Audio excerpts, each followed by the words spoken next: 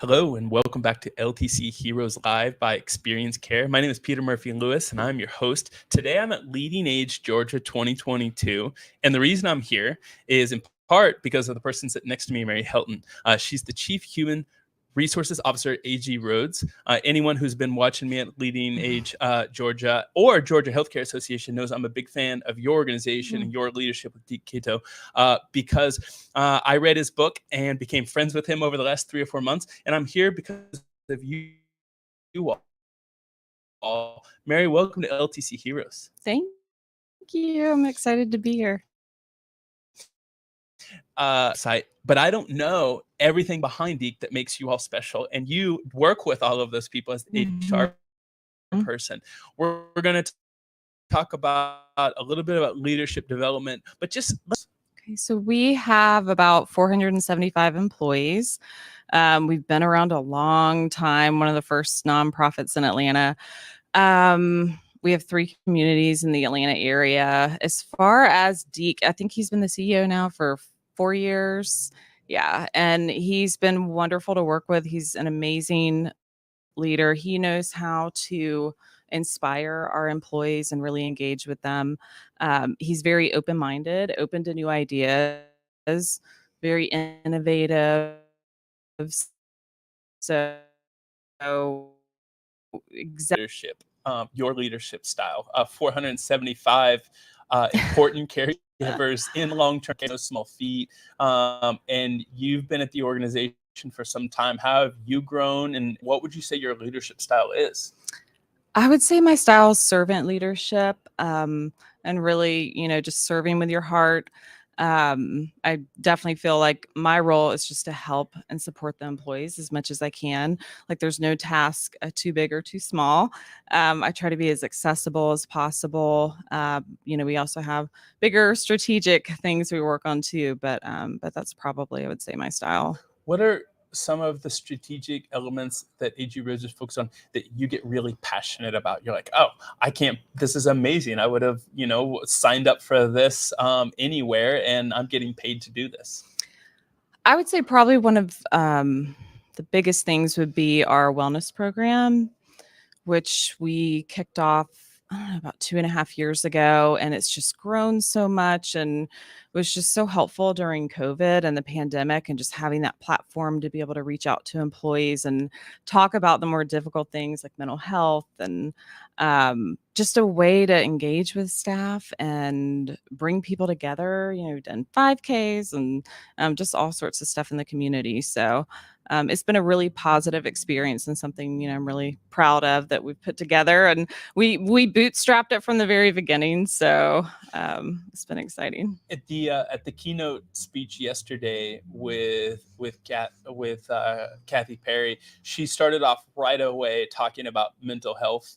And then when I went on stage, she and I talked about it again. The fact that you bring it up also at the beginning makes me want to pause on that, because, she said a lot of times leaders think mental health means having 2 visits with a counselor per year. That is a long way from mental health. What initiatives have you all been working on? How do you understand mental health from a more holistic view? And what are you proud about? What are you guys are doing in terms of the wellness?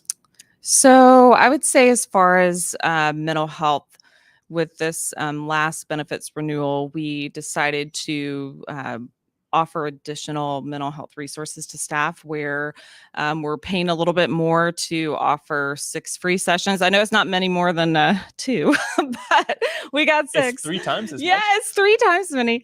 And that's for staff and their, anyone in their immediate family. So that has been really exciting, just giving them an additional resource. As far as the wellness it's something fun, and it's something people get excited about. What I really like about it too is we have wellness champions in each community that are staff level employees. So they really know what's going on and know what employees want. And we meet every month and, get together and come up with new ideas. And it's been a really good program. So before we went live, you told me that you've been at AG Rhodes for quite some time. Yes. Do you mind sharing and tell me what your first role was when you started? So yesterday was my 17-year anniversary. And I started, it was just like HR coordinator and basically supporting one community at our Cobb location. So kind of grown and morphed into supporting all three. So I'm gonna ask you, why are you still at AG Rhodes? But I'm gonna give you kind of a softball question, because before you came in the room, I was asking Kim, the PR and communications person. I said, how long you been there? And I didn't ask her, do you like it? I didn't say, what's your favorite part of the job? She said, I think 7 or 8 years, and she said, I love it. What? So I'm guessing that you have the same reaction. But can you explain to someone who isn't part of the organization why you might love it and why you're there 17 years later? I think a big part of it is just because we are mission driven, and you go to work every day feeling like you make a difference. I love being able to help people. I feel like my role is more helping employees, but in turn they help our elders. So just supporting that. We have a great team in place. Everyone's very open-minded, and we work well together. There's just so much history with the organization, and I've just personally had a lot of opportunity to grow and learn. So it's just, it's been the last couple of years have been tough, but I am definitely glad to still be working with them. And I don't know, up for the challenge.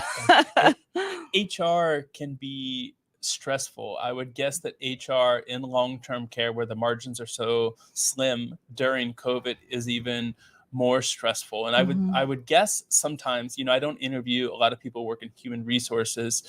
I would guess that sometimes you don't get all of the intangible benefits of working in long-term care. You're not with residents all day long, seeing their smiles and taking home kind of all of that wisdom. But what do you learn from caregivers? Because you work with a lot of brilliant CNAs and caregivers and people who work in the kitchen and taking care of our seniors. What do you learn from that outside of the bureaucracy and the stress of hiring and firing? What's the lovely part of the job? It's just incredible. It sounds like I've been with them a long time at 17 years, but we have people that have been with us double that amount of time. To me, the dedication of our care partners, coming every day and supporting, the elders, especially through the last couple of years, it's so inspiring.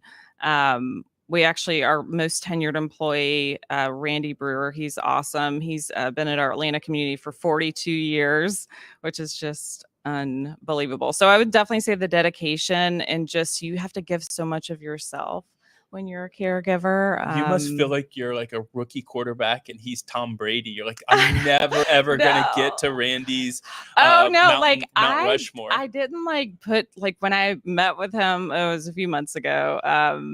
I was sitting there oh my gosh, you started working for them before I was born. That was just such a shocker. So no, he's amazing.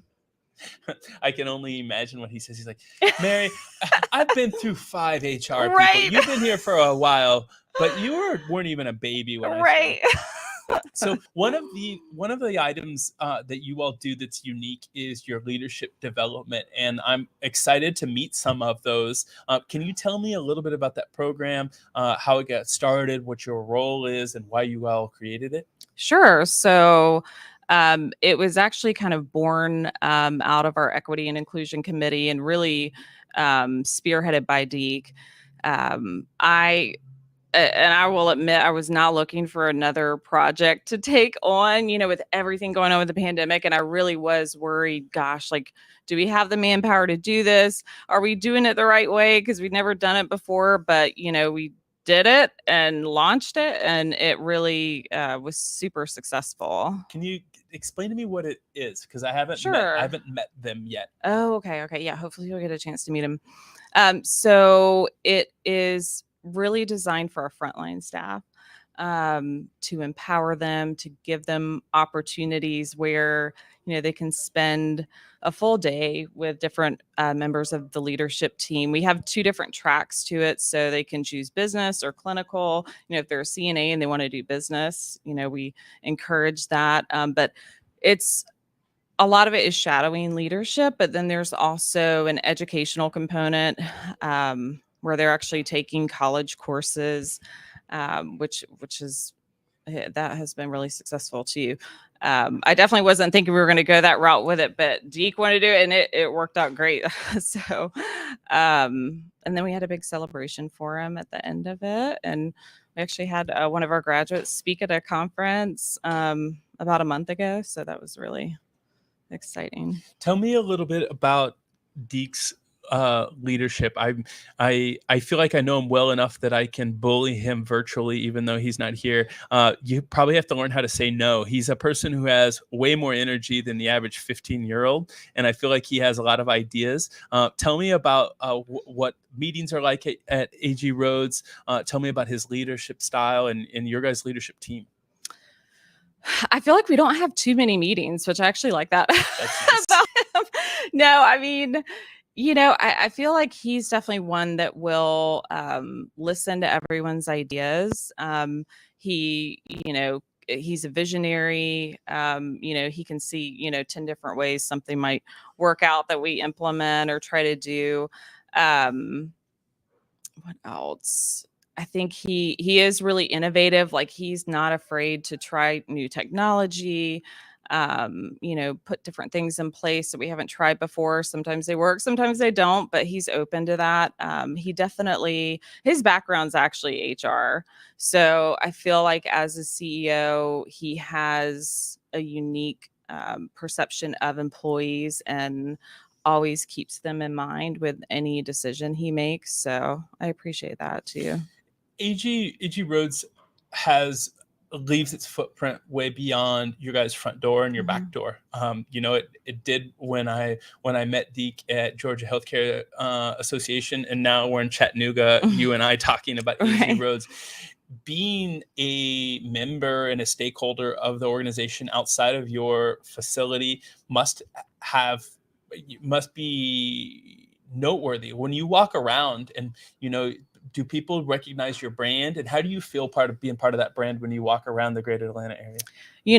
That's one thing he has really done from the beginning of his leadership with AG Rhodes is to help make us a thought leader in the community. And it's incredible, the reputation we have, the things we're able to do, even being here, at this conference. So it's pretty impressive.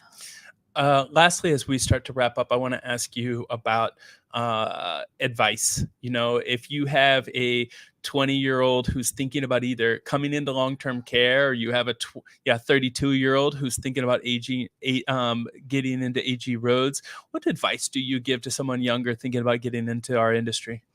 Well, I mean, one of the great things about our communities is you can volunteer. So it's a wonderful way to really kind of see how things are at a potential employer before, you even apply or start working for them. So I do encourage volunteer work as a way to kind of get an idea of what it would be like at AG Rhodes. Somebody asked me, I'm glad you said volunteer.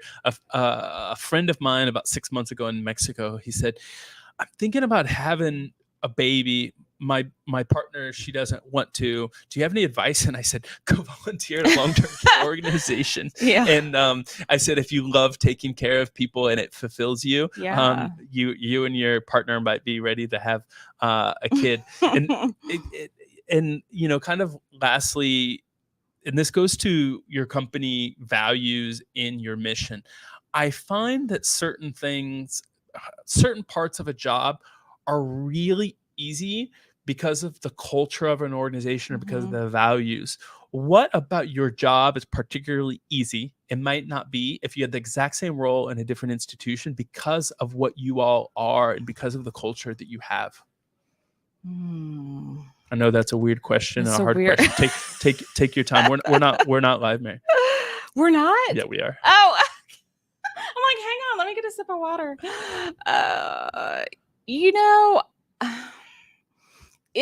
I definitely feel like, me personally, it has made me a more empathetic leader, and just, you know, when employees have, like, I don't shy away from problems or issues. Like, I want them to talk to me. I want to help them with it. And just because we have that culture of caring and compassion, it's like second nature, you know? So I would say, I don't know. That was a tough question. No worries. You did a great job. Mary, thank you so much. Yes, Please, thank you. from, my team at LTC Heroes, please take back a big thank you to all of your team, not just Deke, but everyone else. What AG Sure. Rhodes has helped to expand the reach of LTC Heroes. Now the second convention. It's been amazing. I appreciate it. A big hug from all the LTC Heroes community. All right. Thank you.